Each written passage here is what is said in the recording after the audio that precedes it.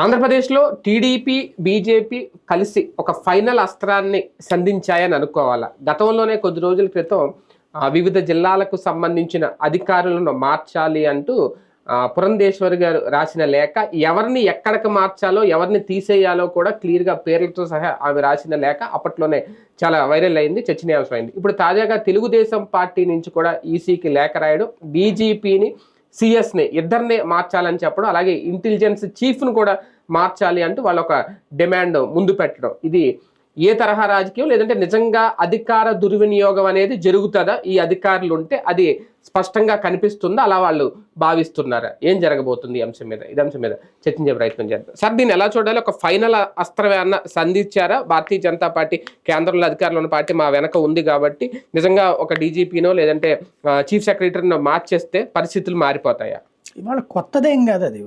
గత 2 నెలల నుండి అదే అస్త్రాన్ని సంధిస్తూ ఉన్నారు, పదే పదే కంప్లైంట్ చేస్తూ ఉన్నారు. కొత్తగా ఏం చేయట్లేదు. ఇవాళ పురంధేశ్వరి రాసిందే చివరిలో. అంతకు ముందే చంద్రబాబు నాయుడు డిమాండ్ చేశారు, పవన్ కళ్యాణ్ డిమాండ్ చేశారు, అందరితో లెటర్లు కూడా ఇచ్చి వచ్చారు. ఢిల్లీలో కూడా ఇచ్చి వచ్చారు లెటర్లు, అంతకుముందు కూడా ఇచ్చి వచ్చారు. కాకపోతే లెటర్లు అవి నడుస్తూనే ఉన్నాయి. కోపం వస్తుంది వాళ్ళకి. అదే అసలు బీజేపీతో పొత్తు పెట్టుకుందే ఈసీతో మాట్లాడి అంటే అవన్నీ చేసేస్తారని, ఎందుకు చేయట్లేదని వాళ్ళ కోపం వస్తుంది. అది సమస్య. అంటే ఏంటి టార్గెట్ ఏంటి భారతీయ జనతా పార్టీ? భారతీయ జనతా పార్టీకి ఏ టార్గెట్ లేదు. తెలుగుదేశం టార్గెట్ కి భారతీయ జనతా పార్టీ పనిచేసి పెట్టాలి అంతే. టీడీపీకి ఎందుకు టార్గెట్ అని? వీళ్ళు అధికారులు మార్చేస్తే నిజంగా ఏమన్నా మారిపోతాయా అని కదా. ఇప్పుడు క్రిందసారి లాస్ట్ ట్రిప్ ఎలక్షన్స్ ముందు చీఫ్ సెక్రటరీ డీజీపీ ఇద్దరిని మార్చారు, అలాగే పలువురు అధికారులు కూడా మార్చారు. ఏదైతే వాళ్ళు తెలుగుదేశానికి ఫేవర్ గా ఉంటున్నారనే కాకుండా దానికోసం ఎన్నికల విధుల్ని పక్కన పెట్టేసి కొన్ని తప్పులు చేస్తున్నారని, లైక్ ఏబి వెంకటేశ్వరరావుని కూడా మార్చారు కదా అప్పుడు. అట్లాంటి మార్పులే ఇప్పుడు. ఏబి వెంకటేశ్వరరావు ఎందుకు, ఎవరెవరి మూమెంట్ ఏంటో తెలుసుకుని, ఇలా ఇంటెలిజెన్స్ కాబట్టి ఫోన్లు ట్రాపింగ్ వ్యవస్థ అంతా ఉంటుంది వాళ్ళ చేతులు. ఆ వ్యవస్థనంతా అడ్డం పెట్టుకుని అభ్యర్థుల కదలికలు, వాళ్ళ డబ్బులు, ఈ లెక్కలని. ఇప్పుడు నిన్న ఏం బయటపడింది తెలంగాణలో, మొత్తం రాజగోపాల్కి డబ్బులు ఎక్కడి నుంచి వెళ్తున్నాయి ఏంటనేది. ఎందుకు ఆపగలిగారు రాజగోపాల్ది, లేకపోతే ఇంకొకళ్ళది ఎట్లా ఆపగలిగారు? ఇప్పుడు ఏం తేలింది, రఘునందన్కి డబ్బులు ఇచ్చే వాళ్ళది పట్టుకున్నారు ముందే, అట్లాగే రాజగోపాల్కి డబ్బులు ఇచ్చే వాళ్ళని ముందే పట్టుకున్నారు. అంటే వాళ్ళు ఇంటెలిజెన్స్ అట్లాగా తమ పార్టీకి వాడుకుంటున్నారు. అట్లా వాడుకుని ఆపారు. ఇక్కడ కూడా అంతే. క్రిందసారి మీకు ఒకసారి గుర్తుకు తెచ్చుకుంటే, ఇంటెలిజెన్స్ చీఫ్ ఏబి వెంకటేశ్వరరావు మారిపోయాక మురళీమోహన్ డబ్బులు దొరికినాయి. గుర్తుందా? రైల్వే స్టేషన్కి వచ్చిన మురళీమోహన్ వాళ్ళ సంస్థకి సంబంధించిన డబ్బులు, నారాయణ వాళ్ళ డబ్బులు దొరికినాయి. అంటే అప్పుడు ఇంటెలిజెన్స్ వేరే వాళ్ళు వచ్చాక అవతల వాళ్ళ డబ్బులు దొరికిపోయినాయి. ఇప్పుడు ఇంటెలిజెన్స్ చీఫ్ ని మార్చేయాలి, మార్చేసి తమ మాట వినేవాడిని పెట్టాలి. టోటల్ గా అధికారులు ఎవరెవరు తమ మాట వింటారో ఆ లిస్ట్ ఇచ్చింది పురంధేశ్వరి. అంటే తెలుగుదేశం పురంధేశ్వరి ద్వారా పని చేయించింది. అది గనక వస్తే అప్పుడు ఇంటెలిజెన్స్ లో వాళ్ళు కూర్చుని ఫోన్ ట్రాపింగ్ చేస్తూ ఎవరెవరికి డబ్బులు, ఇప్పుడు వైసీపీ వాళ్ళు డబ్బులు పంచే వ్యవహారం ఉంటది కదా, అవన్నీ ట్రేస్ చేసి ఆపాలి. అట్లాగే ఓట్ల పోల్ మేనేజ్మెంట్ చేసేది, లేకపోతే వాళ్ళకి అనుకూలంగా ఎవరెవరు ఉన్నారో వాళ్ళందరినీ పట్టుకోవాలి, ఆపాలి. అది వాళ్ళు ఎత్తుగడ. ఎన్నికలు పారదర్శకంగా జరగాలంటే ఈ మార్పులు ప్రతి ఎన్నికలు జరిగే సమయంలో అవసరమా? ఇప్పుడు టీడీపీ కూడా అదే భావిస్తుంది. పారదర్శకత వేరు, ఇది వేరు. ఇది పారదర్శకత ఎట్లా అవుతుంది? పారదర్శకత అంటే ఏంటి అంటే మరి అధికార దుర్వినియోగం అంటే ఏంటి? అధికార దుర్వినియోగం వాళ్ళు చేద్దాం అనుకుంటున్నారు కానీ వీళ్ళు చేస్తాను జరుగుద్ది అనేది కదా. అప్పుడు ఇద్దరు లేనటువంటి వాళ్ళని ఎవరైనా పెట్టాలి, పాకిస్తాన్ వాడిని తీసుకొచ్చి. ఇండియా వాడిని ఎట్ట పెడతాం అప్పుడు? ఎందుకంటే బీజేపీ సంబంధించిన సెంట్రల్ గవర్నమెంట్ అక్కడ వాళ్ళ తరపున మనుషులు పెడితే అప్పుడు ఎవరిని వదిలినట్టు, అటు ఇటు దుర్వినియోగం అయినట్టు అవుదా? ఇప్పుడు అధికారిని అధికారిలాగా చూడాలి, పని చేయనియాలి. అంటే అధికారి కూడా అధికారిలా ఉండాలి, పని చేయనియాలి. చెయ్యనిస్తే ఇప్పుడు సురేంద్ర బాబు, ఏబి వెంకటేశ్వర వీళ్ళందరూ సిన్సియర్ ఆఫీసర్లే కదా ఒకప్పుడు. అవును. తర్వాత వాళ్ళ తీర్థం పుచ్చుకున్నట్టు ఎందుకు ప్రవర్తించారు అంటే ఇక గత్యంతరం లేని పరిస్థితి తెచ్చారు రాజకీయాల్లో. అందువలన జరుగుతున్నాయి ఇప్పుడు. నిజంగా ప్రతి ఐపీఎస్ ఆఫీసర్, ఐఏఎస్ ఆఫీసరు రాజకీయ నాయకులకి దాసోహం అవడం కోసం చదివారు వాళ్ళేమన్నా? లేదా రాజకీయ నాయకులకు బొంటరోతులా పనిచేయడానికి చేరారా? లేదు కదా. రాత్రి పగలు కష్టపడ్డారు, ఆ స్థాయికి వచ్చారు. మొన్నటిదాకా అది అనుభవించారు. రాష్ట్ర విభజన తర్వాత పట్టిన దరిద్రం ఏంటంటే ప్రాంతీయ పార్టీల చేతుల్లోకి వెళ్ళిపోయింది. ఇదివరకు ఏంటంటే జాతీయ పార్టీ కూడా ఒకటి ఉండేది కాబట్టి పోటీ, జాతీయ పార్టీ ప్రాంతీయ పార్టీ మధ్య కొంతమంది సిన్సియర్గా ఉండేవాళ్ళు. పోతే పోయిన నాకేమైంది, నువ్వు 5 ఏళ్ల పాటు ట్రాన్స్ఫర్ చేస్తా, అంత మించి పోయేదే ఉంది, నేను లూప్ లైన్లో ఉంటే నాకేది, నా జీతం నాకు వస్తుంది కదా అని కూర్చునేవాళ్ళు. ఆగేవాళ్ళు. ఇప్పుడు ఏంటి, ఇద్దరు ప్రాంతీయ పార్టీలు అయిపోయినాయి, మూడవది జాతీయ పార్టీ సమీప భవిష్యత్తులో కనిపించట్లేదు. దాంతో ఏమైపోయింది, అటో ఇటో ఉండకపోతే మనం జీవితకాలం ఇట్లాగే అయిపోతాం, లూప్ లైన్లో నిండిపోతాం అనేటువంటి ఫీలింగ్ వచ్చింది. అందువలన ఈ దరిద్రం దాపరించింది. పోల్ మేనేజ్మెంట్ కి అధికారుల మార్పులకి ఏమైనా లింక్ ఉంటుందా? పోల్ మేనేజ్మెంట్కి అయితే లింక్ ఉండదండి. కాకపోతే వీళ్ళ ద్వారా వ్యవస్థలను కంట్రోల్ చేయాలనుకోవడం. ఇప్పుడు క్రిందటిసారి ద్వివేది లేకపోయి ఉంటే చంద్రబాబు గారు చెప్పినట్టే జరిగి ఉండేది అంతా కూడా. అట్లాగే డీజీపీని మార్చకపోయి ఉంటే ఆ రోజున చంద్రబాబు గారు చెప్పినట్టే జరిగి ఉండేది. అంతే కదా. వ్యవస్థలో ఉన్నోడు మనవడైతే ఎట్లా ఉంటుంది అనడానికి సాక్షి నిమ్మగడ్డ రమేష్ కుమార్. ఇంకేమక్కర్లా. ఎన్నికల కమిషనరే తెలుగుదేశం కార్యకర్తగా పనిచేయడం వల్ల ఒకేసారి మూడిటికి నోటిఫికేషన్ ఇచ్చినోడు మిగతా ఎందుకు ఆపేశాడు? నోటిఫికేషన్ ఇవ్వకముందు తెలుసు కదా నీకు కరోనా అని, తెలిసి కూడా నోటిఫికేషన్ ఎందుకు ఇచ్చాడు? గెలిచేస్తోందని తెలుగుదేశం. ఎప్పుడైతే ఒక ఎన్నికల్లో తెలుగుదేశం విజయం సాధించిందో, మిగతా దాంట్లో కష్టమని తెలిసిందో, వెంటనే అదే కరోనాను అడ్డం పెట్టి వాయిదా వేసేసాడే. మళ్ళీ 2 ఏళ్ల పాటు ఒక కనీసం ఎంతకాలం తర్వాత ఉంటాయో కూడా తెలియదే.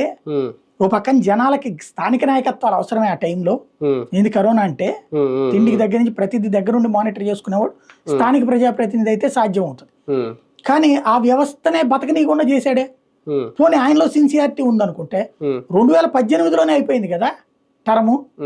2018లో ఎన్నికలు పెట్టాలిగా, ఎందుకు పెట్టలేదు? అన్ని ఓవరాల్ రాష్ట్రంలో ఒక్క ఎన్నిక కూడా పెట్టలే. కాకినాడది కోర్టు తీర్పు వల్ల పెట్టాడు, అంతే కదా. అది తప్పించి ఇంకెందుకు పెట్టలేదు? కాకినాడది నడిపినాడు, మిగతాది నడపలేడా? అంటే అతనికి పూర్తి బంట్రోత్తుగా వ్యవహరించాడు, బానిసలాగా వ్యవహరించాడు. అట్లాగా వ్యవస్థలు నా చెప్పు చేతలో ఉండాలి. ఇప్పుడు వీళ్ళ దురదృష్టం ముఖేష్ కుమార్ పైన ఉండటం. బీజేపీతో కనుక కొంచెం ముందు కనుక పొత్తు అయ్యి ఉండుంటే ఎలక్షన్ కమిషన్ అని మార్చి ఉండేవాళ్ళు ముందుగా. ఆ ప్లేస్ లో వేరే వాళ్ళని పెట్టుకుని ఉండేవాళ్ళు. ఇందులో ఆంధ్రప్రదేశ్ భారతీయ జనతా పార్టీ ఇంటెన్షన్ కూడా ఏమన్నా ఉందా అధికారులను మార్చాలని? ఆమె బీజేపీ రాష్ట్ర నాయకత్వం పరంగా అయితే ఏం లేదు, లేదా బీజేపీ అట్లాంటివి చెయ్యాలనుకోవట్లేదు. ఒక పురంధేశ్వరి పర్సనల్ ఉంటుంది. అండ్ బీజేపీ అధ్యక్షురాలి హోదాలు అనే కంటే కూడా చంద్రబాబు గారి కుటుంబ సభ్యురాలుగా ఆ ఫీలింగ్ ఉంటుంది. అది మెయిన్. అంటే ఆమె పర్సనల్ గానా, లేదంటే వెనక చంద్రబాబు గారి వల్ల ఆమె కూడా లేఖలు రాయాల్సి వస్తుందా? బాబు గారు చెప్తే రాయాల్సి వస్తుంది, కానీ ఆవిడకి ప్రత్యేకించి ఎందుకు ఉంటుంది? ఇప్పుడు ఫర్ ఎగ్జాంపుల్ ఆవిడ 10 మంది వాళ్ళ ఎమ్మెల్యే క్యాండిడేట్లు ఉన్నారండి, 6 ఎంపీ క్యాండిడేట్లు ఉన్నారు. అక్కడ ఏదన్నా జరిగింది అనుకోండి, ఇదిగో మా ఎమ్మెల్యే క్యాండిడేట్ మీరు ఇట్లా చేశారు కాబట్టి మార్చండి అని అడిగారంటే దానికి ఒక అర్థం ఉంటుంది. లేదు తెలుగుదేశం ఉన్నో జనసేన ఉన్న ఎవరన్నా ఏదైనా చేసి ఉంటే మా అభ్యర్థులకి చేశారని అడిగితే అడిగినట్టు ఉంటుంది. కానీ అసలు ఇంతవరకు ఏమీ లేవు కదా ఇష్యూస్. ఏమీ లేని దానికి మార్చేయమని ఎందుకు అడిగినట్టు అంటే క్రైమ్ ఇన్సిడెంట్ అంటారు. ఏం రేపు పొద్దున చంద్రబాబు వస్తే అదే ఇప్పుడు ఎన్నికల సంఘం అధికారులు మారిస్తే లోకల్ మంటలు ఏం జరగవా, ఇన్సిడెంట్స్ ఏం జరగవా? దాని ఆధారంగా తీసేస్తారా? ఇంకొకటి, సభ నిర్వహణ నీకు చేత కాకపోతే, నాకు తెలిసి మనం ఇన్నేళ్ల నుండి చూస్తున్నాం, నేను ఎన్నో బహిరంగ సభలు కవర్ చేశాను, మైకుల దగ్గరన స్పీకర్ బాక్సుల మీద మైకు మీద జనాలు పడే అంత దరిద్రం చిలకలూరుపేట సభ తప్పించి ఇంకెక్కడా చూడలేదు. దాని చుట్టూ ఒక బ్యారికేడ్ పెట్టేస్తారు, అక్కడికి పొరపాటు కూడా ఎవరు రానిరు. అక్కడే 1/2 డజన్ మంది పోలీసులు రెడీలో ఉంటారు. పోలీసులు ఆ రోజున అక్కడ ఉన్నారు, కానీ బ్యారికేడ్ లేదు. ఆ పోలీసులే కదా ఆపుతున్నది. ఆపుతుంటే వాళ్ళని కూడా తోసుకుంటూ మీద పడుతున్నారు కదా. అంటే అది ఎక్కడ ఫెయిల్యూరు? ఇలాంటి దరిద్రం ఎక్కడ ఉందా భారతదేశ చరిత్రలో? దానికి ఎస్పీని తీసేయాలి. చేతకాన్ని మనకి వాస్తవంగా నాకు తెలిసి అసలు ఫ్రంటే బెటర్. అది సైడ్ కు పెట్టుకుంటారు. మనం ఎప్పుడు అబ్జర్వ్ చేసినా సైడ్ కు పెట్టుకునేవాడు. ఆ సైడ్ కి అసలు రానిచ్చేవాళ్ళు కాదు కదా. దానికి అందులో ఏంటి చంద్రబాబు అంటే జెడ్ కేటగిరీ సెక్యూరిటీ 500 మీటర్ల పరిధిలోకి దగ్గరికి రానియరు కదా. అట్లాంటిది అసలు ఎట్లాగా ముందు పెట్టారు? ఎట్లా జరిగింది అది? ముందు అసలు అడ్డం కదా మైకోళ్ళు, సైడ్ కు పెడతాడు ఎక్కడైనా సరే. మరి ఆ రోజు నాకు ఎట్లా పెట్టారు? అసలు అక్కడికి జనాలు ఎందుకు వచ్చి తోసుకున్నారు అంటే అక్కడ ఫెయిల్యూర్ కదా. దాన్ని ఎవరు ఫెయిల్యూర్ అనాలా? పోలీసులు ఆపుతుంటే నరేంద్ర మోడీ కేకెత్త కూడా దిగలేదంటే వాళ్ళు, మరి అప్పుడు పోలీసులు చేయట్లేదని వాళ్ళని ఎందుకు అంటాం మనం? అంటే ఆ స్థాయిలో మనం ఏదో చేసాం ప్లాన్. అట్లాగే ఇది ఒక ప్లాన్. వాస్తవంగా నరేంద్ర మోడీకి ఆ రోజున ఆపిచ్చారు కావాలని 2-3 సార్లు. మోడీ కోపం రావాలి, కోపం వచ్చి ఆఫీసర్ల మార్పిడికి ఒప్పుకోవాలని. ఎందుకంటే డైరెక్ట్ గా మోడీకి చెప్తే ఎండవు, ఆఫీసర్లను మార్పిచ్చి ఈసీతో చెప్పంటే పని చూసుకోండి అంటాడు. ఉమ్, అట్లాంటి ఒత్తిడి చేయొద్దు అంటాడు. ఉమ్. కాబట్టి మోడీకే చిరాకు తెప్పాల. కేంద్ర ఎన్నికల సంఘం తీసుకోవాల్సిన నిర్ణయం కదా ఇప్పుడు ఇది. అంతే. అంటే మోడీకి అంటే ఇంకా కేంద్రంలో ఉన్నారు కాబట్టి అంతే. రెఫర్ చేయడం అనేది అంటే ఎందుకు ఇంకా స్పందించట్లేదు దీని మీద అంటే రీజన్ అడుగుతారు కదా వాళ్ళు. వీళ్ళు చెప్పే రీజన్ కరెక్ట్గా ఉండాలి. చేసేయను కానీ చేసేయడానికి కాదు అది. అవును. ఆ లెక్కనైతే మొత్తం అధికారులందరినీ తీసేసి తమిళనాడు వాళ్ళని పెట్టమంటారు. వర్కౌట్ కాదు కదా. మొన్న పురంధేశ్వరి గారు రాసిన లేఖలో జిల్లాలకు సంబంధించి ఎస్పీలను మార్చాలి, ఆ ప్లేస్ లో ఎవరిని పెట్టాలి అనేది కూడా ఆమె లేఖ ఇచ్చింది కదా. డీజీపీ సిఎస్ విషయంలో కూడా అలాగ వీళ్ళ నిర్ణయం ఫైనల్ అవుతుందా? మాకు ఈ డీజీపీ కావాలి, ఈ సిఎస్ కావాలంటే కేంద్ర ఎన్నికల సంఘం ఒప్పుకుంటుందా? అసలు ఆ లెటర్లో అది రాయకుండా ఉంటే కనుక జరిగి ఉండేదేమో. ఈవిడ రాయడం వల్ల ఇప్పుడు వాళ్ళని బెటర్ సచ్చిన. అవునా? అంతే. ఎందుకంటే సిఫార్సు చేసినట్టు అవట్లా. అంతే కదా మరి. అది కాబట్టి ఒకవేళ చేస్తే రేపు పొద్దున ఎవడన్నా కోర్టుకి వెళ్తాడు. ఇట్లా బీజేపీ సిఫార్సు చేసిన వాళ్ళని ఎట్ట పెడతారు.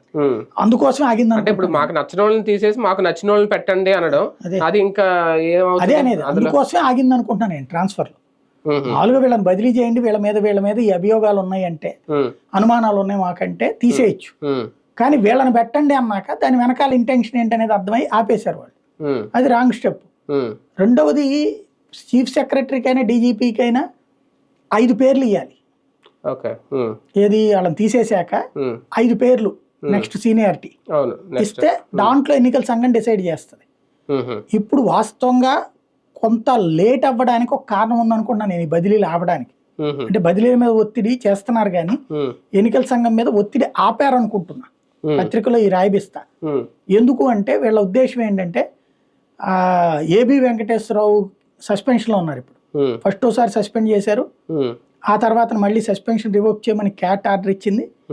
ఆ క్యాట్ ఆర్డర్ తర్వాత మళ్ళీ ఇప్పుడు వచ్చారు రన్నింగ్ లో. ఇదే క్యాట్ ఆర్డర్ మీద మళ్ళీ మొన్న డ్యూటీలోకి రావడం, మళ్ళీ వెంటనే సస్పెండ్ చేశారు. ఆయన మీడియాకి స్టేట్మెంట్లు ఇచ్చారు అదన్న కారణం. ఆయన ఇప్పుడు ఏబి వెంకటేశ్వరరావు ప్రజెంట్ సస్పెన్షన్ లో ఉన్నారు. ఆయన సస్పెన్షన్ రివోక్ చేయమని ఆయన మళ్ళీ క్యాట్ని ఆశ్రయించారు. అది ఇప్పుడు విచారణలో ఉంది. అది వాయిదా పడింది, రేపు 19కో ఏమో వాయిదా పడింది. ఆయన మీద సస్పెన్షన్ ఎత్తేయాలి. ఎత్తేసిన తర్వాత అప్పుడు వీళ్ళు ప్రెషర్ చేసి డీజీపీ మార్పుకు సంబంధించి లిస్ట్ అడిగేటట్టు. అప్పుడు 5 లిస్ట్ ఇస్తే అందులో ఈయనకి ఇచ్చేటట్టు.